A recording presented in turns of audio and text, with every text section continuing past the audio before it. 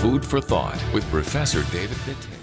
Welcome to another episode of Food for Thought with Professor Ndete. Today we kick off a brand new series and we are going to be talking about antisocial personality disorder. You know, we always hear of people being antisocial, you know, and sometimes some people have said, me, I'm so antisocial. But did you know there's something called antisocial personality disorder? We want to dive into it, get to know what it is, how it manifests, and how you can do something about it. Professor, how are you doing? I'm doing good. The other day I'd gone home and my dad was asking me where I found you because he's always watching this segment. Oh, all right. He says the information is very relevant. And what did you tell him? I told him, well, I have my sources. Okay. Antisocial personality disorder. What is this? It is exactly what the word says. And social is anything that is socially acceptable. Things that we consider from the cultural norm to be the normal way of doing things. But if somebody persistently does things that go against the social norms of that society, and it can take very many forms. The social norms of that society, in a persistent way, in a way that it causes problems to other people, then basically that's what antisocial personality is. It is pervasive. This is the way this person behaves. That is his personality. People come to recognize him that way, just like you can have, we have talked about different types of personalities. We come to recognize people, personalities, because we have observed them consistently. So when it comes and social, it's just basically what it says. Sometimes it's called psychopath. Psychopath is like you are talking about a disease of the mind. Psycho, simply mind, path, disease. So a disease of the mind that leads to certain types of behavior which happen to be antisocial. So when you take that definition, then the characteristics and the symptoms are almost endless because there are so many ways in which society do things and they consider that as a normal way of doing things.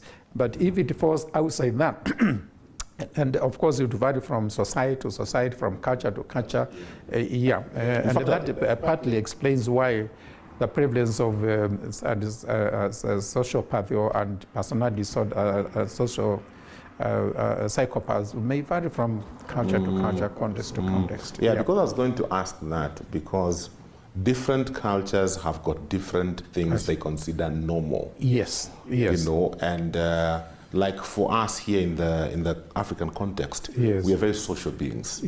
You know, we are very social, we visit each other. But apparently in the West, it's not like that. You don't need appointments to visit you, you know. And you need to be invited to a funeral. So in that context, I would consider that is such antisocial behavior. So this is why I'm saying it is context appropriate. It will vary from culture to culture. What is normal in the West is not really normal here, even in this country. What is normal in a certain part of Kenya may not be normal in a different part of the country. And we need to respect that. Just because I come from a different part of the country and we do things in a slightly different way compared to if you coming from a different part of the country, we should not go on and judge them. It is only abnormal if it is inappropriate in the context where it is taking place. How common is this? Very common. Statistics vary greatly. The statistics that I have seen from the West, mainly from America and Europe, they say about 1 to 2% of people there have this problem. And it is more in males than in women. I have seen statistics, I think, from Asia, where they are talking about 4 to 5%, sometimes much higher. I think that may be related to what that society considered normal or abnormal. Yes. Okay. Yeah. I'm just wondering, does this happen in different stages where you can have extreme Yes. and mild? It's like in any condition, any medical condition, there are extremes. There are extremes in terms of the severity of the symptoms, in terms of the chronicity of symptoms, on the basis of that, then you can decide whether this is a severe form of personality, a psychopath or antisocial personality, even in the same context. Because some people will tell you, this man or this woman, there's something not, you just can't put a finger on it, but you kind of feel that there's something not quite normal. And you need to know that person very closely for you to understand or appreciate there is something not quite normal. Whereas in other cases, it's so obvious to everybody in the village, you know, this person is a problem to very many people. Yeah, again, depending on what it is that the person with this personality does. Okay. Yeah, and just to re-emphasize that there's a lot of controversy in terms of the prevalence and different criteria. I happen, by the way, it's just a fact, I'm just telling you. I happen to be a member of a group set up by World Health Organization, headed by somebody called Peter Tyler in London.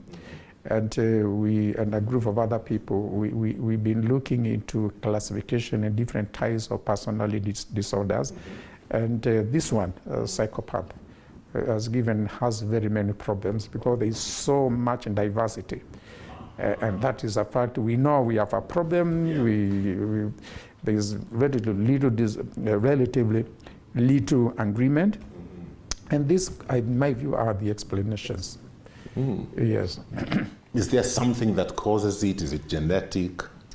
We really don't know, but put it this way, that like another condition, and in our past discussions, I have been at pains to emphasize this, that even in physical conditions, there's a tendency for some genetic predisposition. We've talked about diabetes, we have talked about hypertension, we have even talked about different types of cancer. There are very many conditions, problems with the thyroid, all kinds of problems, even in physical conditions. There's a genetic predisposition. You see, even in terms of personality, genetic predisposition, in terms of intelligence, I keep on telling people, don't go boasting how intelligent you are, because you did nothing to get it. You did absolutely nothing. Yes. Yeah, because 80 to about 75 to 80% of your intelligence is inherited. And you did nothing to inherit it. Yeah? You may have been in the right environment, which about 20% in the right environment did, and you are able, the environment enabled you, but it's only contributing to 20%. And even that environment, what did you have? One of the students one time I was looking after was somebody was the best student in the country in standard 8 examination. Do you know where he came from? Libera. Wow. Yeah. Okay. In spite of that environment, he did extremely well.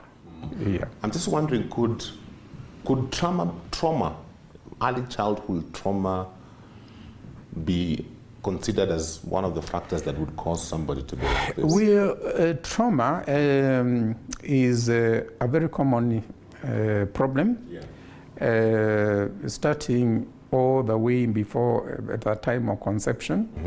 I think we may have an occasion to talk about this. Trauma in the mother can find expression in the child, because when somebody is traumatized, there are certain levels of stress indicators which pass through the placenta and they go to the child. So you can get a child who comes out born with things that can only be understood in the context of the trauma that person went. So this is why I would say violence during pregnancy is a terrible thing to happen. Violence during children, I mean during in infancy, or any form of violence. So yes, there's always that possibility. You see, what is happening in mental health these days, and looking at what is happening, it is amazing how science is teaching us things that we never imagined that could be the case. For example, that's all the time we have for Food for Thought with Professor Ndetei. Thank you so much for being a part of it. I hope the conversations we're having are beneficial to you. We'll pick up this conversation again next week, because we are not yet done with this matter. As always, give us your feedback on 20316 for SMS and WhatsApp 0786 316 316. Until next week, have yourselves a great day. Thank you for watching. Remember, subscribe to our YouTube channel so that you can get notified whenever we upload new fresh content every day. Stay tuned and enjoy fresh, uplifting content.